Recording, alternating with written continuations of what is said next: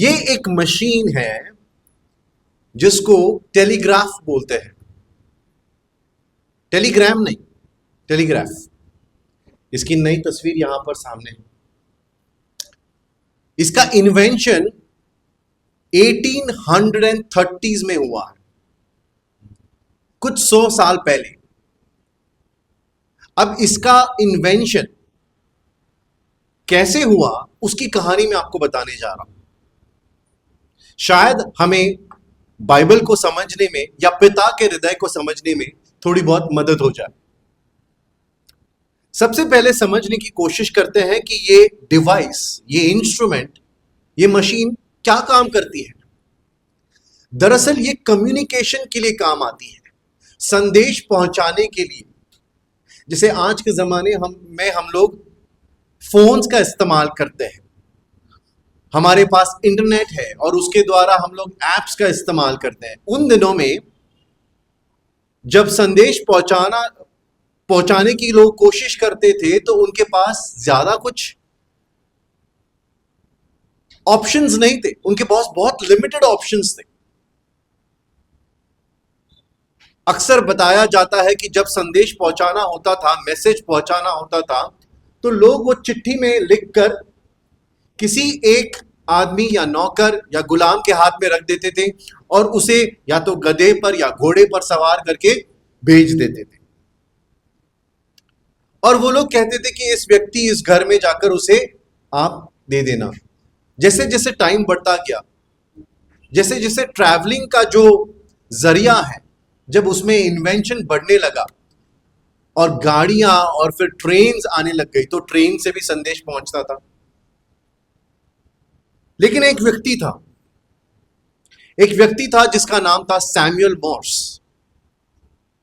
Samuel Moore's नाम का ये व्यक्ति इंग्लैंड में पैदा हुआ और वो अपने पढ़ाई लिखाई के लिए अमेरिका चला गया। जब वो अमेरिका में था तब उसकी शादी हो चुकी थी और पढ़ने के बाद वो दोबारा इंग्लैंड आ जाता है।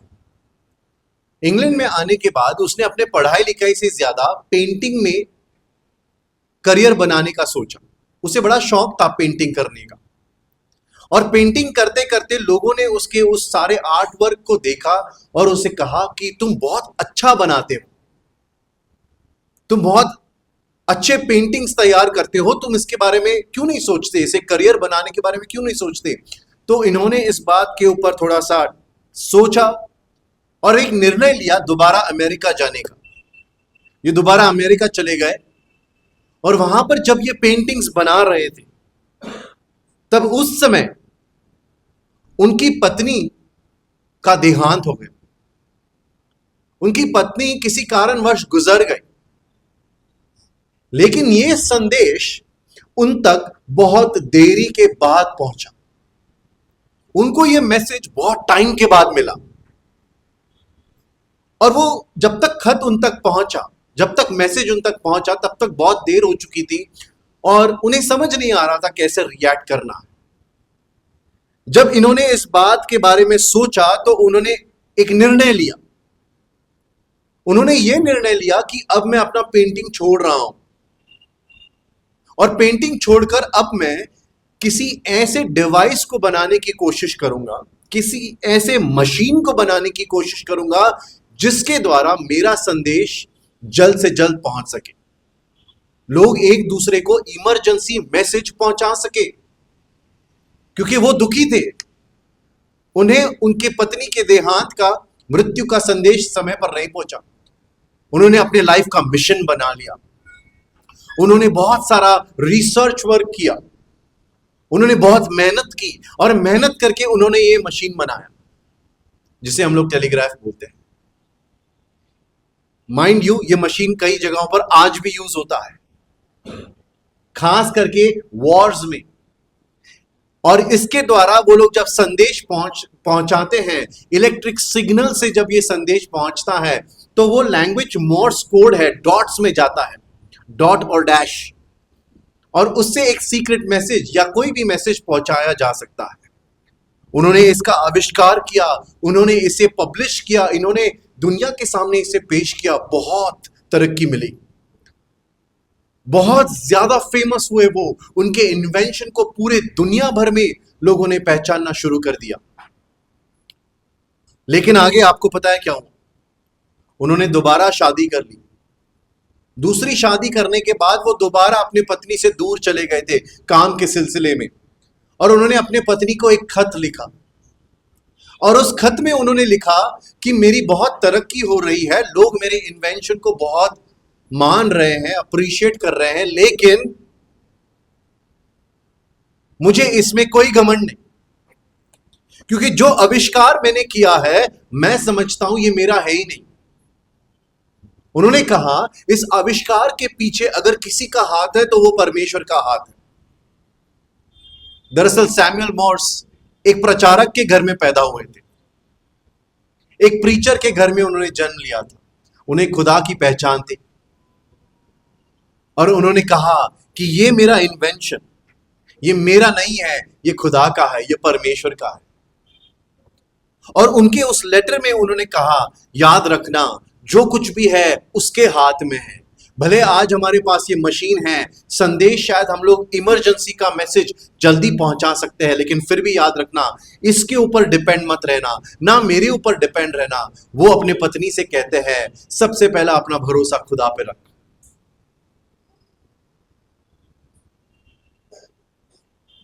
हमारे परमेश्वर ने भी हम सब के बारे में एक बात हमको याद दिलाई है आज इस कहानी के द्वारा, कि हमारे पास जो कुछ भी है वो परमेश्वर की देन है।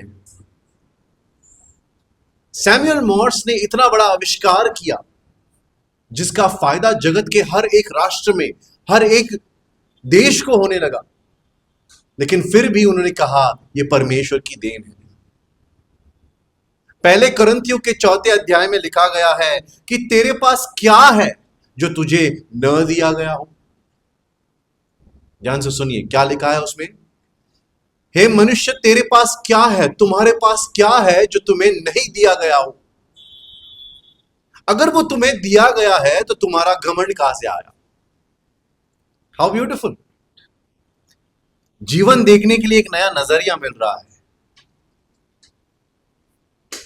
पॉल कहता है जो कुछ भी तुम्हारे पास है वो तुम्हें परमेश्वर का दिया हुआ है, तुम उसके ऊपर घमंड कैसे करते हो, वो तुम्हारा है ही नहीं। याकूब भी कहता है कि हर एक भली और हर एक अच्छी चीज हमें स्वर्गीय पिता से मिलती है, और वो उसकी देन है, वो उसकी भेंट है। इंग्लिश में कहूं तो वो एक गिफ्ट है जिसको हमने मांगा नहीं, जिसके हम लोग लायक नहीं, जिसके हम लोग हकदार भी नहीं। तोहफा है एक, और हमें परमेश्वर का आदर करना चाहिए, हमें परमेश्वर का सम्मान करना चाहिए। सोच के देखिए अगर आपके साथ कुछ ऐसी पीड़ा आ जाती, या किस प्रकार का सिचुएशन सैमुअल मॉर्स के जीवन में आया था, अगर हमें भी कुछ उसमें से गुजरना पड़ता और हमारे द्वारा भी ये इस प्रकार का कोई एक आविष्कार, इन्वेंशन हो जाता। सारी दुनिया आपके पीछे है, तस्वीरें खींचे जा रही हैं, आपके बारे में आर्टिकल्स लिखे जा रहे हैं, हर देश के न्यूज़पेपर पर सबसे पहले आपका नाम है। आपको अभिमान नहीं आएगा, आपको प्राउड फील नहीं होगा, आपको अच्छा महसूस नहीं होगा, होगा ना। सोच के देखिए एक मिनट के लिए, हर न्यूज चैनल पे आपकी तस्वीर है और लोग कह रहे हैं ये इस व्यक्ति ने बनाया है, ये इस देश से है, इनके परिवार, इनके माता पिता ये है। लेकिन फिर भी सैमुअल मॉर्स ने क्या कहा, मेरा इस पे घमंड है ही नहीं, क्योंकि जो कुछ है वो परमेश्वर का है। इससे क्या पता चला, ये व्यक्ति एक नम्र व्यक्ति था। ये व्यक्ति एक नम्र व्यक्ति है, क्योंकि इसमें कोई घमंड नहीं दिखाई दे रहा, खास करके इस क्षेत्र में। इस बात को लेकर उनमें कोई प्राइड दिखाई नहीं देता। कुछ उसी प्रकार से बाइबल में एक व्यक्ति है जिसका नाम है मूसा, मोसेस। और मोसेस के बारे में कहा गया है कि वो सबसे नम्र व्यक्ति था। उस समय में, उन दिनों में मोसेस जो है सबसे नम्र व्यक्ति था। इंग्लिश में लिखा है that he was very humble, the meekest of all. पूरी धरती पर जितने लोग थे उन सब में मोसेस नम्र था। ये कहां पढ़ सकते हैं हम लोग?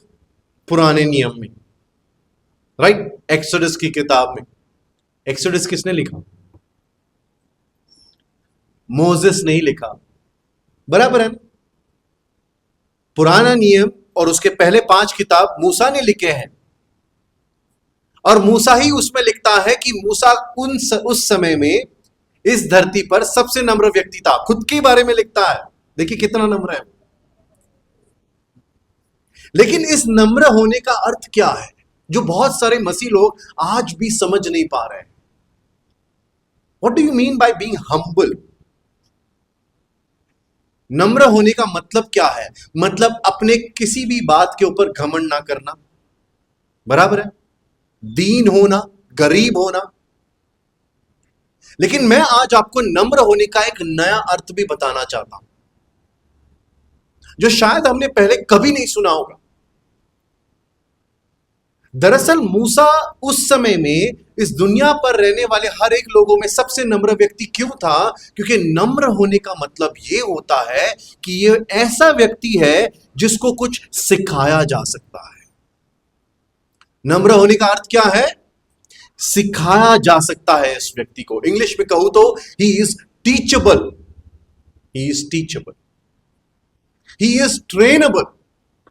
इस व्यक्ति को सिखाया जा सकता है, इसे ट्रेन किया जा सकता है। लेकिन एक घमंडी व्यक्ति कौन है जिसे सिखाया नहीं जा सकता? उसे सिखाया नहीं जा सकता। क्यों? उसमें कौन सी प्रॉब्लम है? उसमें प्रॉब्लम यह है कि वो सीखने की इच्छा नहीं रखता। क्या है उसमें प्रॉब्लम? कि वो सीखने की इच्छा नहीं रखता। लेकिन नम्र व्यक्ति में कौन सी खास बात है? इसे सिखाया जा सकता है। क्यों भाई? क्योंकि ये सीखने की इच्छा रखता है, वो सीखना चाहता है, वो समझना चाहता है, वो अपने आप को बदलना चाहता है। उसमें चाह है, उसमें डिजायर है।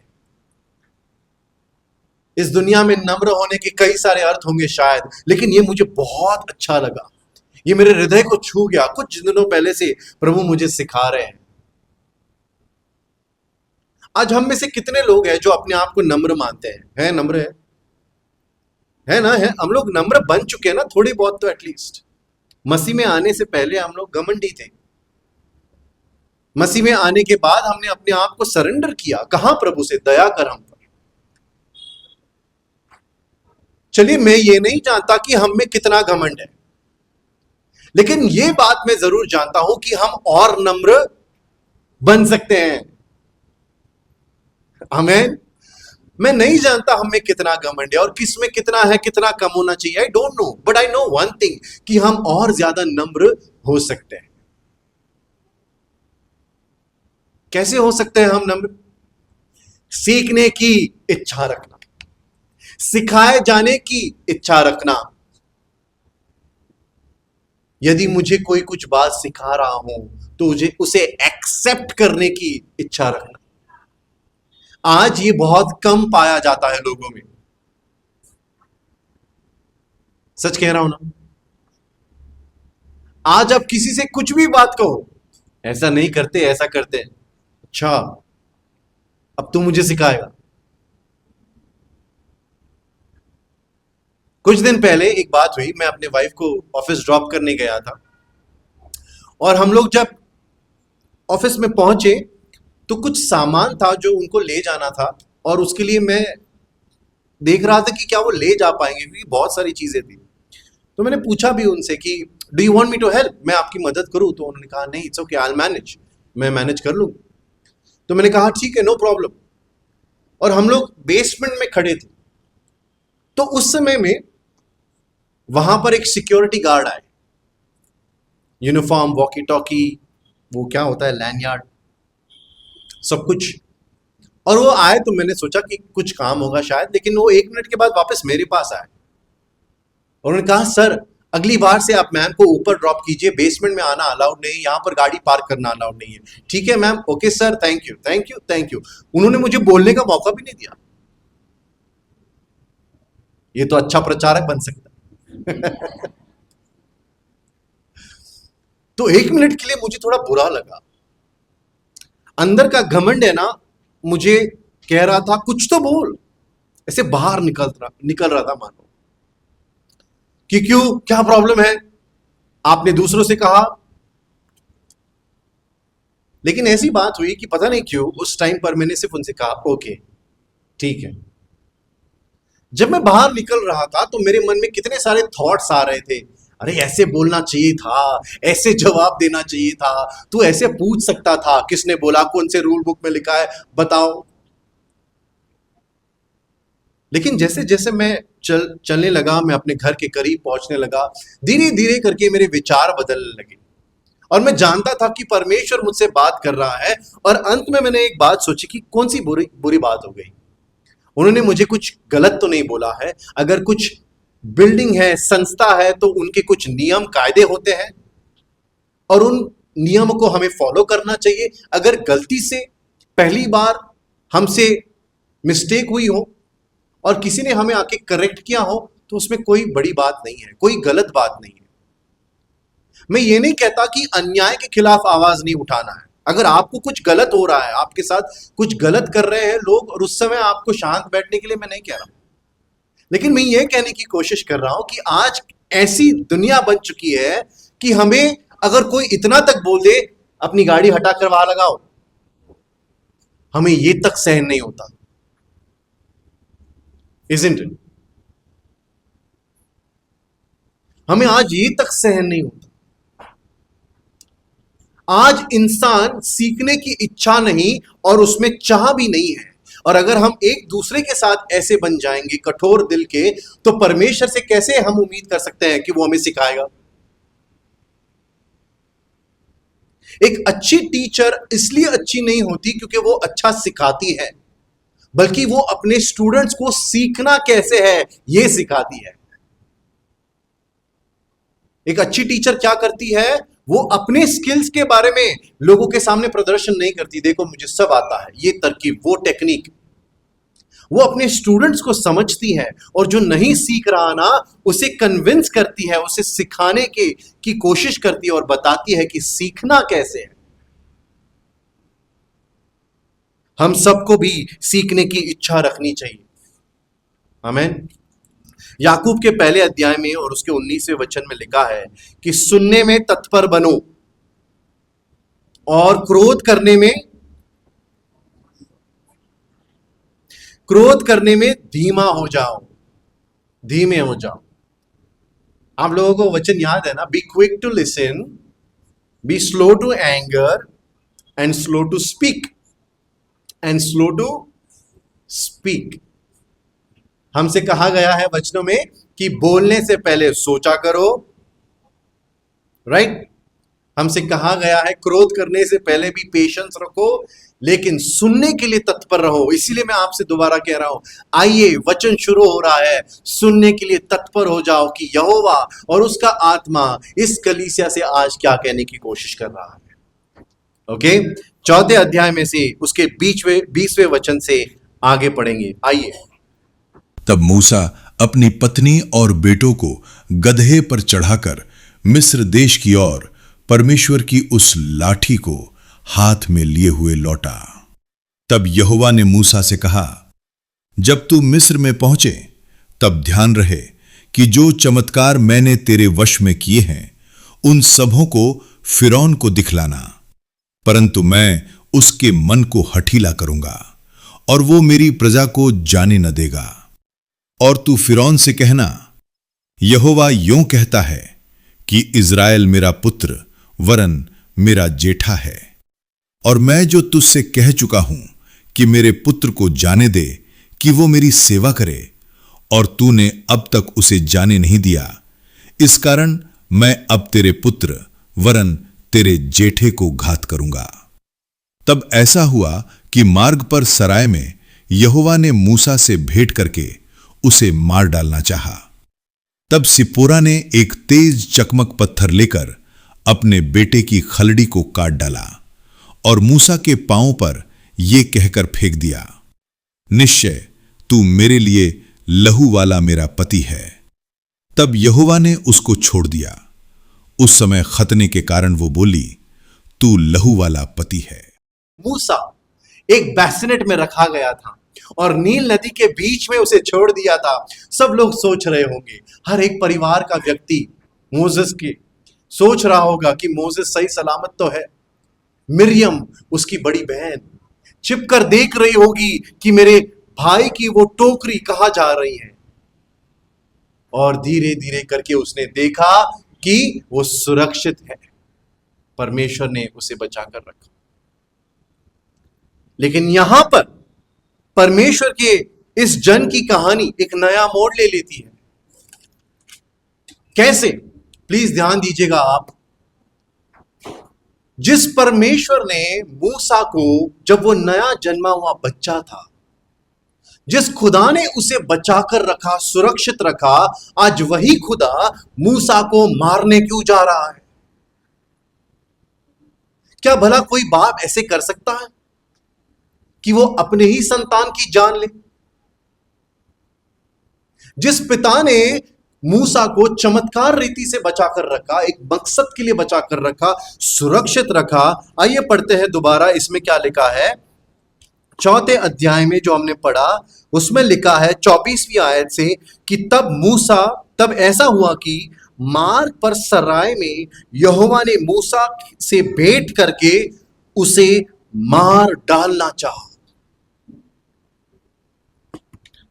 उसने उसे मार डालना चाहा। आखिर क्यों?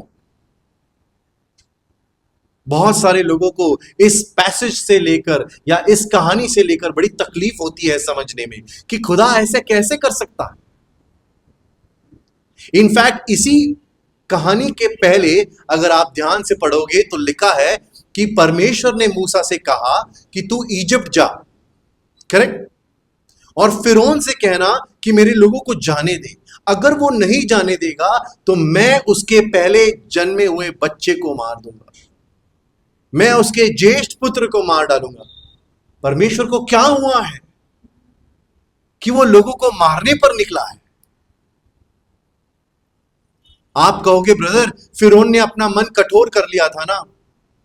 कुछ लोग इस बात से लेकर सवाल करते हैं, क्वेश्चन करते हैं कि फिरौन का मन परमेश्वर ने क्यों कठोर किया। आपने पढ़ा है बाइबल में, उसमें लिखा है ना कि खुदा ने, यहोवा ने फिरौन का मन, उसका हृदय कठोर किया। आपको पता है ये पैसेज कि फिरौन ने अपना मन या फिरौन का मन कठोर हुआ, ये बाइबल में कितनी बार आया?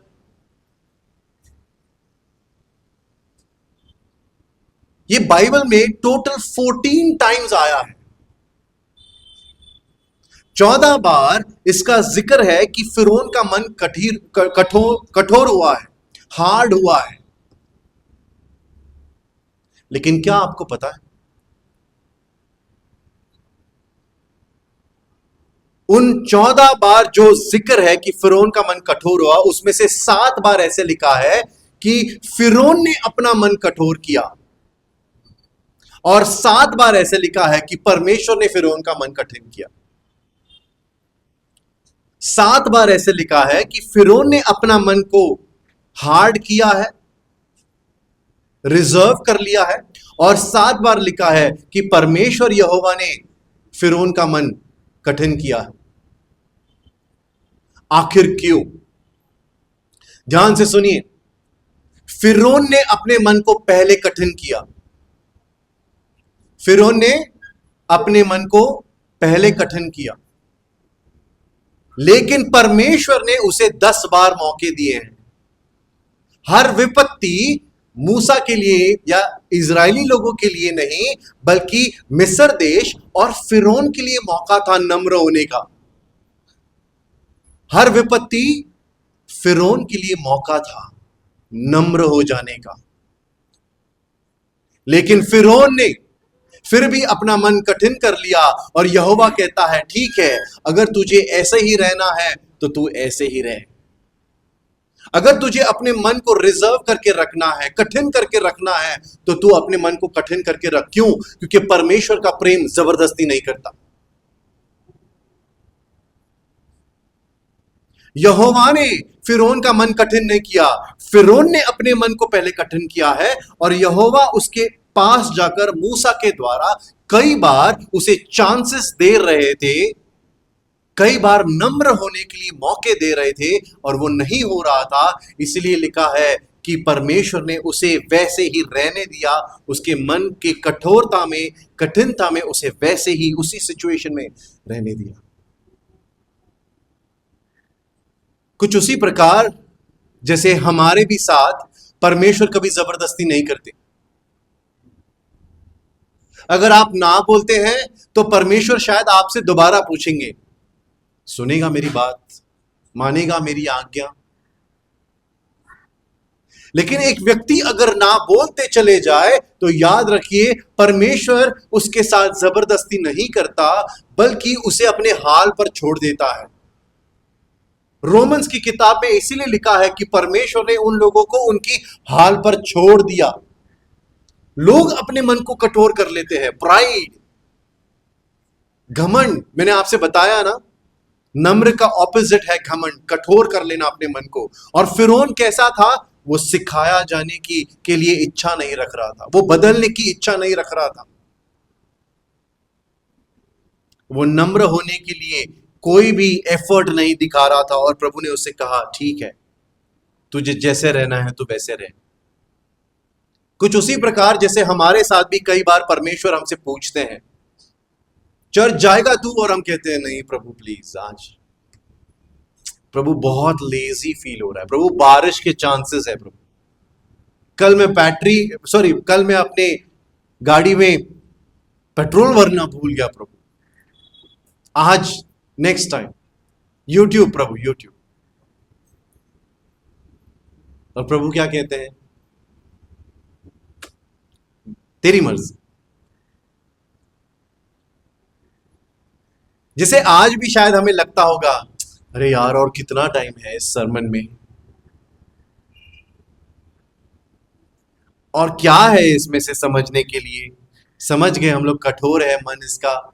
एक मन में जब रिजर्वनेस आता है, सीखने की इच्छा बंद हो जाती है, तो परमेश्वर भी उसके अंदर या कार्य करने से अपने आप को जबरदस्ती नहीं करते, फोर्स नहीं करते उस व्यक्ति के ऊपर, कृपा करते रहते हैं, चांसेस देते रहते हैं।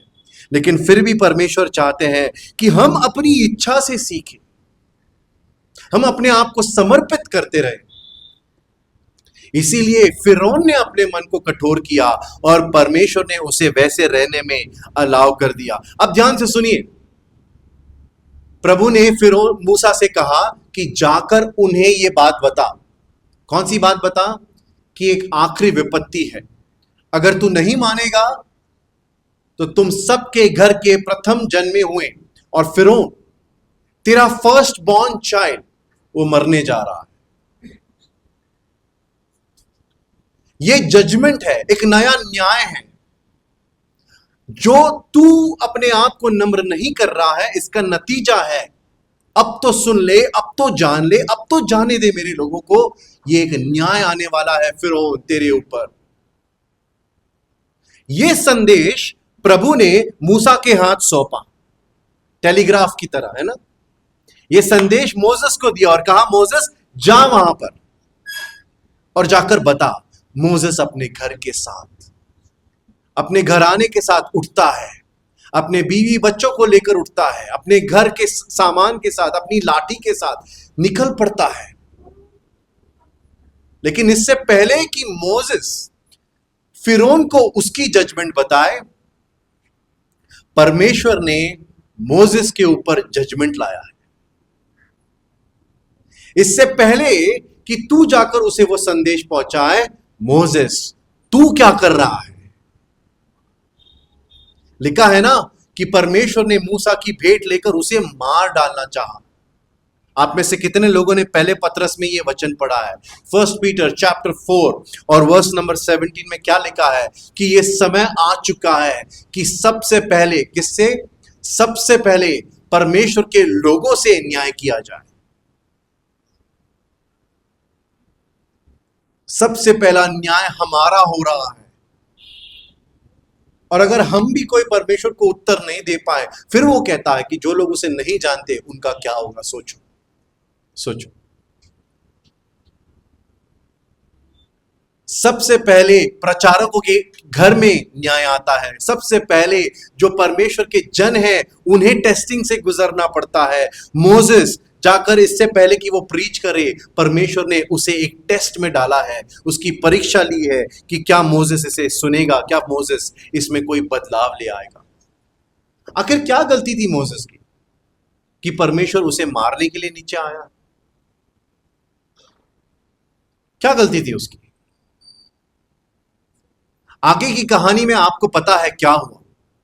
मोसेस नीचे पड़ा हुआ था, वो हिल नहीं पा रहा था, और उसी समय उसकी पत्नी जिपोरा ने क्या किया, उसने एक बहुत ही तेज धार वाले पत्थर को उठाकर, मान लीजिए एक तलवार जैसा, उसने उठाकर अपने बच्चे का खतना किया है, अपने बेटे का खतना किया है, और उसने उस पीस ऑफ फ्लैश को मोसेस की ओर, मोसेस के पैर के करीब फेंक दिया है। और फिर उसके बाद हमने देखा कि परमेश्वर ने मोसेस को छोड़ दिया। दरअसल ये मोसेस के ऊपर न्याय इसलिए आया क्योंकि परमेश्वर मोसेस से कह रहे हैं, मोसेस तू जाके मेरे लिए संदेश पहुंचाने वाला है, तू नबी है, तू जाकर नबूवत करेगा, तू जाकर लोगों को संदेश पहुंचाएगा, लेकिन तू अपने घराने में क्या कर रहा है? तू अपने बच्चे को, तूने उसका खतना क्यों नहीं करवाया? यहूदी लोगों में एक प्रथा है, एक रीत है खतना करवाने की, आपको पता होगा, है ना? सर्कमसिजन। ये कहां से शुरू हुई है? अब्राहम से। मोसेस से कई सालों पहले आने वाला उसका पूर्वज, उसके एक ग्रेट ग्रेट ग्रैंडफादर्स में से अब्राहम से परमेश्वर ने वाचा बांधी, और फिर अब्राहम से कहा, तेरे घर में जितने भी पुरुष हैं, तेरे बच्चों का तू 8वें दिन पर खतना करवाना। क्यों? प्रभु निर्दयी है? नहीं, परमेश्वर उससे कुछ कहने की कोशिश कर रहे हैं। क्या खतना क्या होता है? खतना हमारे इंटरनल फेथ का आउटवर्ड साइन होता है, हमारे मन के अंदर के विश्वास का एक आउटवर्ड डेक्लरेशन होता है कि मैं परमेश्वर का जन हूं, मैंने उसके साथ वाचा बांधी है, मैं इस यहोवा के ऊपर विश्वास करता हूं, ये मेरे मन में विश्वास है, और मैं खतना करके इसे साबित कर रहा हूं, इसे एक प्रकार से लोगों के बीच में रखता हूं कि हम यहोवा के लोग हैं। सर्कमसिजन क्या है? एक इंटरनल फेथ का आउटवर्ड डिक्लेरेशन। लेकिन खतने की ये जो रीत है बहुत ज्यादा दर्द भरी दिखाई देती है, बहुत पेनफुल दिखाई देती है। क्यों? पुरुषों के रिप्रोडक्ट सिस्टम के उसके उस फ्लैश को, उसके उस स्किन को काट कर क्यों फेंकना है? क्यों इस प्रकार से खतना करवाना है? इतना डेंजरस पेनफुल साइन क्यों प्रभु? क्योंकि रिप्रोडक्टिव सिस्टम एक व्यक्ति के सबसे इंटीमेट भागों में से एक होता है, राइट? सबसे गुप्त भाग होता है उसका, वो सेंसिटिव पार्ट है, वो इंटीमेट पार्ट है। परमेश्वर सिर्फ ऊपर ऊपर से हमारे साथ नाता नहीं बांधना चाहता, बल्कि हमारे साथ एक गहरा संबंध बनाना चाहता है। क्यों परमेश्वर ने इस प्रकार से वो रीत लगाई? क्योंकि प्रभु बताना चाहता है, मेरा और तेरा संबंध सिर्फ बाहरी रूप से नहीं है, कुछ समय के लिए नहीं है, it is for ever, it is special, ये डीप है, ये तेरा और मेरा नाता ये बहुत गहरा है, इसके अंदर प्योरिटी है, इसके अंदर सेंसिटिविटी है। मैं चाहता हूं कि तुम इस बात को हमेशा याद रखो, तुम इस बात को कभी भी हल्के में मत लेना। तुम्हारा मेरे ऊपर निर्भर रहना मुझे पसंद है, मैं तुम्हारी देखभाल करूंगा। सर्कमसिजन इस प्रकार से रीत इसलिए लगा कर दी है प्रभु ने, क्योंकि ये मनुष्य के गुप्त भागों में से सबसे गुप्त भाग था, और उसके द्वारा वो बताने की कोशिश कर रहा है कि मेरा और तुम्हारा एक रिश्ता बन चुका है, एक इंटरनल इंटीमेसी वाला गहरा संबंध। और कहीं ना कहीं हमें पता है, इतिहास इस बात की गवाही देता है, बाइबल ये बता रहा है कि मूसा ने अपने बेटे का खतना नहीं करवाया। क्यों भाई? मोसेस ने अपने बेटे का खतना क्यों नहीं करवाया? क्या उसको पता नहीं था? कुछ लोग बोलते हैं हाँ ब्रदर, वो इजिप्ट में रहता था ना, वो फिरौन के घर में बड़ा हुआ है, बराबर, तो वो इजिप्शियन ट्रेडिशंस में बड़ा है, उसे शायद यहूदी लोगों के ट्रेडिशंस नहीं पता। मैं आपको एक बात बताना चाहता हूं, मूसा का भी खतना हुआ था। कैसे? हमें कैसे पता? बाइबल बताती है हमें कि जब मिरियम ने, उस बड़ी बहन ने अपने छोटे भाई मोसेस को उस आर्क में रखा, उस बास्केट में रखा और उसे उस नील नदी में छोड़ दिया, तब लिखा है कि वो बच्चा फिरौन के घराने में पहुंच गया। और जब उसने उसे हाथ में उठाया, फिरौन की बेटी ने जब उसे अपने हाथ में उठाया, तो वो क्या बोलती है? ये एक यहूदी बच्चा है। उसे कैसे पता चला ये एक यहूदी बच्चा है? उसका सर्कमसिजन हुआ था। 3 महीनों तक मोसेस की मां ने मोसेस को अपने पास छुपा कर रखा था। और खतना कौन से दिन पर होता है? 8वें दिन पर। तो ऐसा तो हो नहीं सकता कि मोसेस को जूइश ट्रेडिशंस के बारे में पता नहीं, खतने की इस रीत के बारे में पता नहीं। मोसेस को पता था, उसके खुद का खतना हुआ है। तो आखिर उसने अपने बेटे का खतना क्यों नहीं किया? मैं समझता हूं इसके शायद 2 से 3 कारण हैं। आइए समझने की कोशिश करते हैं। सबसे पहला कारण, मोसेस ने शायद अपने बेटे का खतना इसलिए नहीं करवाया क्योंकि वो बहुत बिजी था। क्या कर रहा था मोसेस? कितने लोगों को याद है मोसेस क्या काम करता था? मोसेस भेड़ बकरों को चराता था। मोसेस एक चरवाहा था।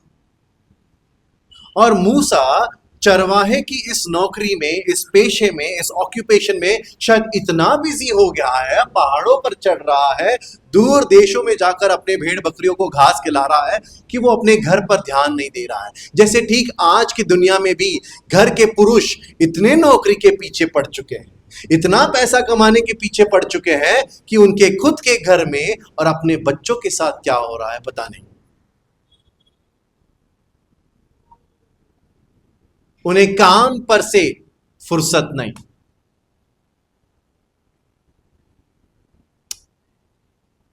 हो सकता है ना?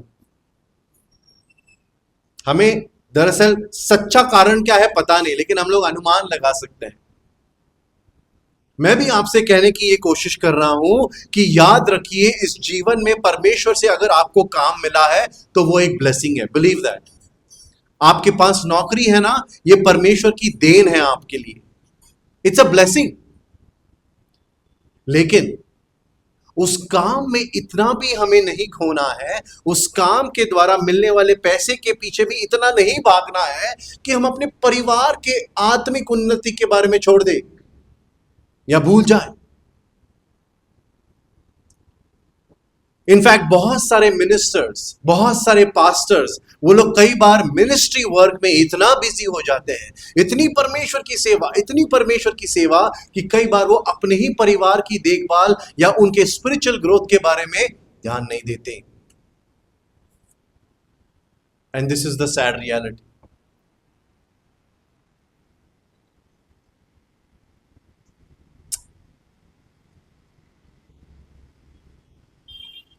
जैसे कि आपको पता है,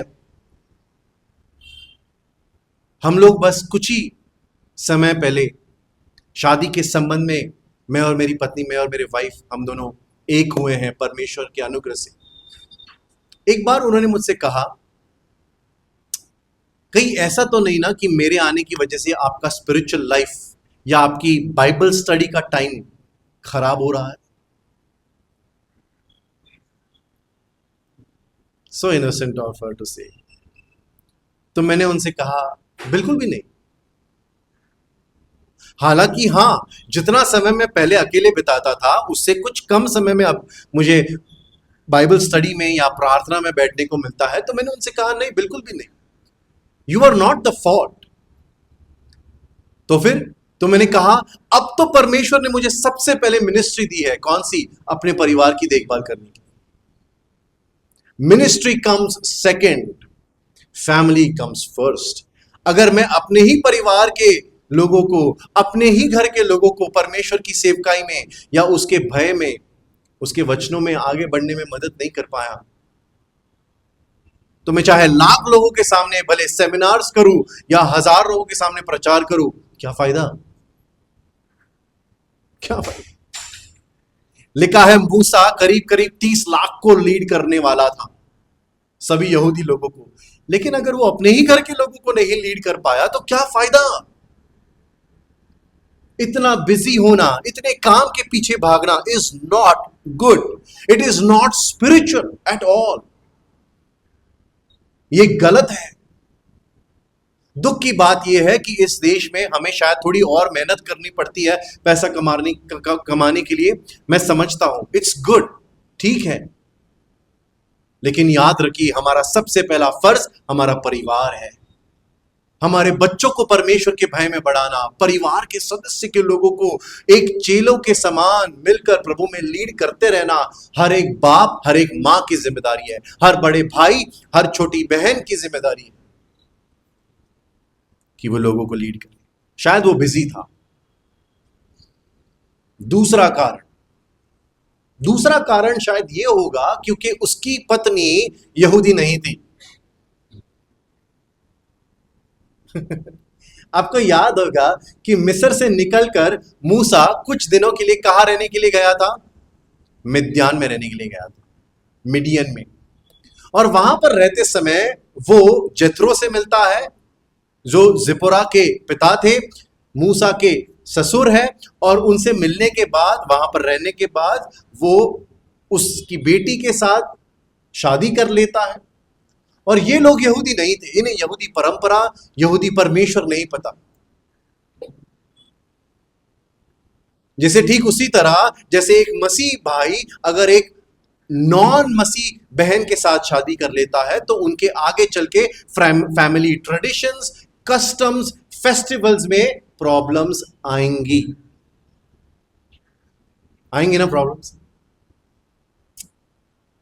हमारे घर में, हमारे विश्वास में ऐसे होता है। मुझे ये बात पसंद नहीं। मैं अपने बच्चे का इस प्रकार से खतना वतना नहीं करवाऊंगी। शायद इसीलिए पॉल क्या कहता है कि अंधकार का ज्योति से क्या मेल, मसीह का अविश्वासियों के साथ क्या मेल। दूसरा कारण शायद ये था कि उनके विचार मैच नहीं कर रहे हैं। लेकिन तीसरा कारण शायद ये भी हो सकता है, और ये तीसरा कारण मेरे लिए, मुझे लगता है आज हमें समझना जरूरी है। तीसरा कारण शायद ये था कि जिपोरा अपने पिता के घर को छोड़कर मूसा के साथ रहने लग गई, मोसेस के साथ इजिप्ट जाने के लिए तैयार हो गई, इतने जोखिम भरे जिंदगी को जीने के लिए भी तैयार हो गई। ठीक है, एक राजा के खिलाफ खड़ा होना है, फिरौन के खिलाफ खड़ा होना है, लड़ना है उसके साथ, ओके ठीक है, चलो मैं आती हूं। उसके बाद कहां जाना है? उसके बाद कनान जाना है। कहां है वो? वहां पर। अच्छा ठीक है, मैं वहां भी आऊंगी तेरे साथ। लेकिन हो सकता है कि शायद जिपोरा मूसा से ये कह रही हो कि इतना ज्यादा सीरियस क्या होने की जरूरत है? सब कुछ ठीक है, परमेश्वर की आज्ञा मानेंगे, लेकिन इतना सब कुछ सीरियसली लेने की क्या जरूरत है? इतना रैडिकल होने की क्या जरूरत है? खतना नहीं करेंगे तो नहीं चलेगा, बैप्टिज्म नहीं लेंगे तो नहीं चलेगा।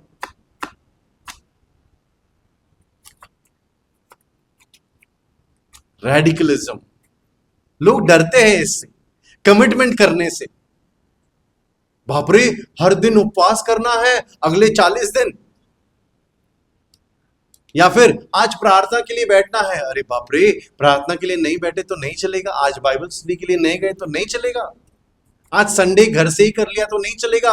इतना सीरियस क्यों होना है? खतना क्यों करवाना है? इतना रेडिकल क्यों बनना है? थोड़ा इजी लेते हैं जीवन को।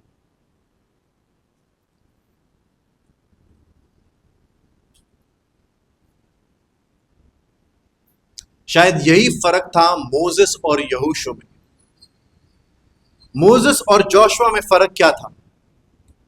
मोसेस ने अपने परिवार को प्रभु के भय में या उसके नियमों पे चलना नहीं सिखाया, लेकिन यहोशू क्या बोलता है? मैं और मेरा घराना यहोवा की सेवा करेंगे। We will follow the commandments of the almighty God. हम लोग रेडिकल बन रहे हैं, दुनिया के नजरों में हम लोग तुच्छ जाने जा रहे हैं, नो प्रॉब्लम, हम लोग हो जाएंगे, लेकिन हम लोग यहोवा की बात मानेंगे। इसीलिए व्यवस्था विवरण में क्या लिखा है कि तू इन सारे नियमों को पढ़ना, इसे अपने हृदय में बसा कर रखना। और फिर क्या लिखा है? तू अपने बच्चों को चलते फिरते, बाजार जाते आते, घर में खाना खाते हुए, बैठते हुए, सोते हुए उन्हें बताते रहना, इतना तक कि तू उनके माथे पर मेरे वचन लिखना। प्रभु ने साफ कहा है, तू अपने बच्चों को सिखा, अपने फैमिली को लेकर सीरियस बनो। और इस शरीर को किस प्रकार से मार सकते हैं हम, इस शरीर को किस प्रकार से हरा सकते हैं हम? आखिर जिपोरा ने किसका इस्तेमाल किया? एक तलवार का। एक तलवार क्या काम करती है?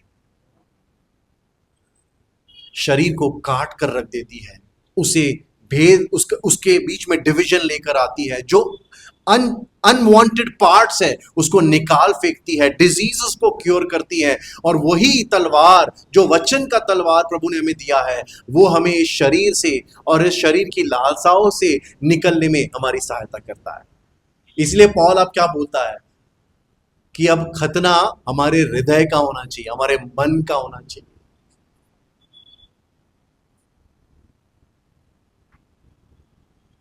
यहूदी लोगों की परंपराओं के अनुसार हर पुरुष जाति पहले जन्मे हुए बच्चे का, हर बच्चे का खतना करवाना जरूरी था, औरतों के लिए नियम नहीं था। लेकिन मसीह में पौल हमसे क्या कहता है? अब खतना शरीर का नहीं है, खतना हमारे हृदय का है। इसका मतलब क्या है? अब हम सभी लोगों का खतना होना जरूरी है। किस बात का? हमारे मनों का। हमारे हृदय से घमंड जाना जरूरी है, हमारे हृदय से बुरी बातें जाना जरूरी है, हमारे फ्लैश की उन आदतों से, उन सारे बुरी बातों से हमें निकलना जरूरी है। और वो हम कैसे निकल सकते हैं?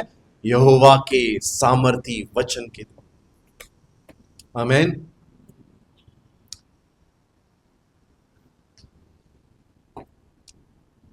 नाथान जब दाऊद के पास गया और कहता है कि तूने परमेश्वर के खिलाफ गुनाह किया है, आपको पता है क्या संदेश भेजा उसने? सुन, यहोवा परमेश्वर तुझसे यो कहता है कि तूने मेरी आज्ञाओं को, तूने मेरे वचन को तुच्छ क्यों जाना? क्यों हल्के में लिया तूने मेरे वचनों को? प्रभु ने ये नहीं कहा नाथान के द्वारा कि तूने अडल्ट्री की है। प्रभु ने क्या कहने के लिए बोला उसे? तूने यहोवा के वचन को तुच्छ क्यों जाना? पढ़ के देखिए आज दोबारा, दूसरा शमूएल 12वां अध्याय। यू विल बी सरप्राइज कि परमेश्वर किस बात से दाऊद के सामने शिकायत रखता है। परमेश्वर दाऊद से ये नहीं बोलता कि तू अडल्ट्री में फंस चुका है, ये क्या कर रहा है तू? यहोवा ने क्या कहा? तूने मेरे वचन को, तूने मेरी वाणी को, तूने मेरी आज्ञाओं को तुच्छ क्यों जाना? हमें भी एक आज्ञा दी गई है परमेश्वर यहोवा के वचनों को परिवार में बांटने का। हमसे भी कहा गया है कि अपने परिवार की आत्मिक उन्नति के लिए दुआएं करते रहने के लिए, to continue to pray and to pray and to pray. ये मौका है, आइए इसे हम वेस्ट ना करें, आइए हम इसे इग्नोर ना करें, आइए हम इसे ग्रांटेड में ना लें। हर कोई चाहता है अपने बच्चे तरक्की करें, लेकिन क्यों ना हम ऐसे लोग बने जो हम अपने बच्चों की स्पिरिचुअल एक्सीलेंस के लिए प्रेयर करें कि ये यहोवा के भय में बढ़ते जाए, बाकी परमेश्वर संभाल लेगा। आमीन। Let's pray.